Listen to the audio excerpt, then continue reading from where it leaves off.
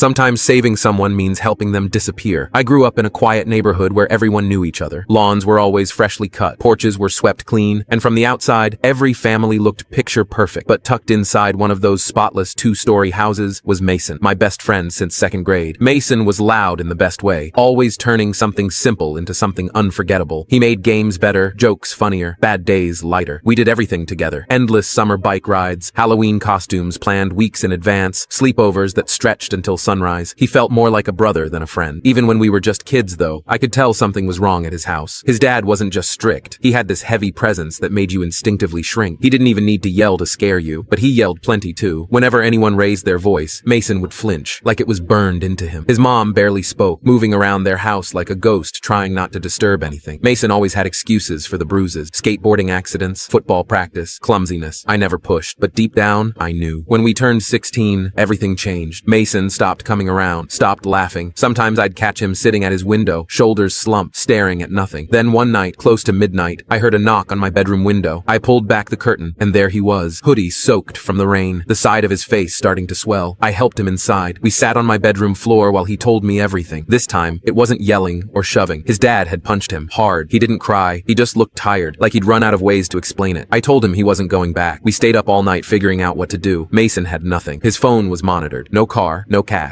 I had a little saved from a landscaping job, and I had a cousin a few states over who had always said, "Call me if you ever need anything." So I did. I told her everything. She didn't even hesitate. Get him here. The next few days were tense. Mason packed what he could: a couple shirts, a hoodie, an old notebook, and a photo of his mom from back when she still smiled with her eyes. We planned everything like it was a heist, practiced the route to the bus station, timed it down to the minute. He left his phone behind, right where it would look untouched. I told my parents I was sleeping over at Mason's that Friday night. Instead, I picked him up at the corner near his house. We didn't say much on the drive. The roads were empty. Streetlights flickered overhead. I kept checking the rearview mirror even though no one was following. At the Greyhound station, we just sat there in the parking lot for a long minute. The buzzing lights made everything feel too bright. Mason looked out the window like he was trying to memorize it all. Then he turned, hugged me so tight I couldn't breathe, and said, "You saved my life." Then he grabbed his beat-up backpack and disappeared through the glass doors. I sat there a long time after he was gone, staring at the empty sidewalk, trying to breathe normally. The next week was a blur. His dad showed up at my door asking questions I was ready for. I lied without flinching. The cops came 2 days later. Same lie, same shaky hand. 3 years passed before I heard from Mason again. It was a message from an account I didn't recognize, but the photo told me everything. He looked healthy, calm in a way I had never seen before. He was working part-time, attending school, living independently. He said that photo of his mom still sat on his dresser. Sometimes I think back to that night, the silence in the car, the way he gripped the door handle like it was heavier than it should have been. And even now, all these years later, I know without a doubt I'd do it all over again.